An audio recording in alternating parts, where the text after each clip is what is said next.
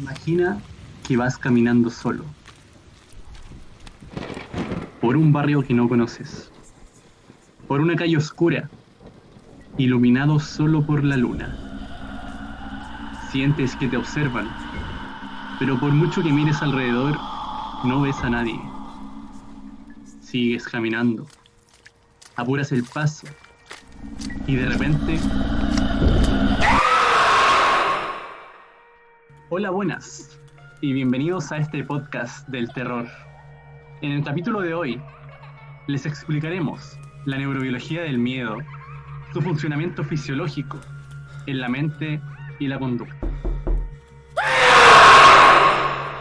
Con nosotros aquí está Javiera, Fernanda, Mayerly y Leandro. Y bueno, aquí les pregunto a ustedes, aquí presentes, y también al oyente, ¿qué harían en esa situación? ¿Cómo se sentirían? Yo creo que personalmente saldría corriendo a buscar un lugar seguro donde esconderme. Ya, Fernanda. Probablemente me pondría a gritar y saldría corriendo porque soy muy miedosa. Mayerly. Yo trataría de mantener la calma porque soy muy asustadiza y trataría de buscar ayuda lo más rápido posible. Y Leandro. Me quedaría primero quieto por el shock, pero luego intentaría calmar y ver lo que está pasando a mi alrededor. Claro, todas esas reacciones tienen que ver con el miedo que sienten en el momento. Pero aquí les podría preguntar, ¿dónde se originan esas respuestas? ¿Dónde nace el miedo? ¿Qué es? ¿Alguno sabe? Bueno, según la RAE, el miedo es una angustia por un riesgo o daño real o imaginario. También puede ser un recelo o una aprehensión que alguien tiene de que le suceda algo contrario a lo que deseaba o tenía planeado. Entonces tiene mucho que ver con daño a uno mismo, peligro. Claro. Ya, ¿y de dónde se origina la otra pregunta que hice? Yo puedo responderte eso. El miedo se origina en las amígdalas y esta está ubicada en el lóbulo temporal, aún más específicamente en el sistema límbico. Sistema límbico me sonaba a otra cosa. Sí, está muy relacionado con la respuesta a las emociones. Y como está al lado del área del hipocampo, se relaciona mucho con la memoria y nuestros recuerdos. Claro, por eso tiene que ver mucho con nuestras experiencias como pasadas, como que aprendemos en base a ello. Sí, e incluso también está en el camino de la audición, por lo que cuando escuchamos algo es más posible que nos dé miedo escuchar que ver alguna imagen. Y es interesante, y también es como, debe ser por la falta de información comparada a escuchar algo, hay que verlo, porque si vemos algo, como que podemos medirle el peligro, pero si lo escuchamos está mucho más abierto a interpretación. Da una sensación de inseguridad más grande porque no se sabe de dónde proviene el peligro. Claro, como incertidumbre. ¿Qué tipo de respuesta genera? Porque nombraste que era más que nada generar una respuesta. ¿Qué tipo de respuesta se refiere? ¿Alguien sabe? Yo lo sé. Como bien oyeron a Fernanda, la amígdala es el centro de control y esta dirige nuestro sistema de reacción, lucha-huida, y funciona como mecanismo de defensa impulsivo, o sea que responde mucho más rápido que nuestra mente racional. El primer impacto que esto origina al sentir miedo es la aceleración cardíaca y gracias a esto luego derivan muchos más mecanismos como la respiración agitada, o se desactivan mecanismos como la digestión o la salivación. Claro, desactiva los que no son esenciales para la situación del momento, pero ¿para qué sirven esos mecanismos específicamente, como el cardíaco, o si me puedes dar otro ejemplo? ¿No? Sí, excelente.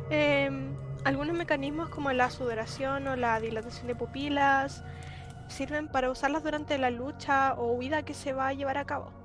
La sudoración va a enfriar el cuerpo y la vista se va a agudizar para ver mejor. Y la desactivación de algunos de estos son para no desperdiciar sangre en procesos innecesarios. Entonces, como a grandes rasgos, es un sistema de supervivencia que tenemos. Exactamente, si no tuviéramos este mecanismo, básicamente no hubiéramos sobrevivido tantos años. Claro, algo evolutivo casi. ¿Y qué pasaría con las personas que no tienen amígdala? ¿Existe algún caso? Sí, te podría yo comentar. El caso más conocido es el caso del paciente SM, que por tener una falta de la amígdala no podía tener miedo. Luego de hacerle los distintos estudios correspondientes, se descubrió que por la falta de la amígdala él no podría tampoco reconocer gestos o muecas faciales. ¿En qué influye que no pueda sentir miedo? Muchos, porque al no saber cómo reconocer cara de agresividad, de miedo o de felicidad, no se sabe cómo va a reaccionar frente a estas situaciones. Claro, y como son otras emociones, imagino que debe ser un problema casi del sistema límbico. Lo más probable es que sí. La única forma de que los doctores, o sea, los científicos les pudieron hacer sentir miedo fue aumentándole el CO2 en sus venas, lo cual hizo que hubo un desequilibrio entre el CO2 y el O2, lo cual permitió que este se hiperventilara, que sería uno de los síntomas como básicos del miedo. Claro, debe sentirse como asfixia. Me imagino que eso debe ser como una sensación como más engravada en nuestro sistema, tan engravada que es de un momento evolutivo mucho más primitivo que cuando generamos la amígdala. Sí. En ese sentido, todos los miedos que produce la amígdala como más posteriores son aprendidos en base a los más como básicos, los básicos. Y sobre los miedos aprendidos podría dar un ejemplo muy breve, que es las películas, que es como el claro ejemplo de cómo nosotros aprendemos en base a experiencias que no hemos vivido, como en carne propia. Y son como la versión moderna a cómo nos contaban historias antes para que nos ayudaran a sobrevivir de manera oral. Me imagino que era el momento antes en la historia de la humanidad. Y sobre cómo afectan esto, el nivel que pueden afectar, voy a dar un ejemplo súper breve de la película Tiburón. Antes de esta película, los tiburones eran vistos como una especie más en el mar, un pescado ahí común. Obviamente era grande y dientes afilados, pero no se le prestaba mayor atención. Y luego de la película, siempre que se ve un tiburón, la gente entra en pánico porque se le asocia con la imagen que se le hizo en la película. Y gracias a esto, de hecho, varias especies de tiburones están en peligro de extinción. Pero como eso significa que los tiburones no actúan como dicen las películas y solamente nos hicieron sentir que actúan así, por eso no nos da miedo. Exacto, el tiburón no es un animal tan agresivo como se le muestra en la película. De hecho, hay muchos videos de buzos jugando con ellos para tratar de mejorar su imagen en cierto sentido.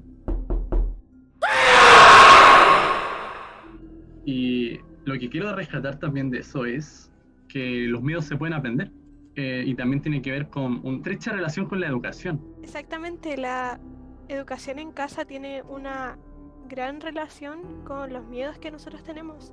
Hay un experimento que se le hacen a unos niños pequeños, uno de unas familias más conservadoras, otros de unas familias más libres, en los que los niños que están criados por esas madres o padres más conservadores le tienen miedo a los juguetes que se pueden mover por sí solos o tienen luces, sonidos. En cambio, los niños que son de ambientes más libres no le tenían miedo a estas cosas. Se atrevían incluso a meter la mano dentro de una caja donde no sabía qué había adentro. A ese nivel, entonces, en ese sentido, claro, varía mucho dependiendo de cómo crecemos. El ambiente afecta mucho.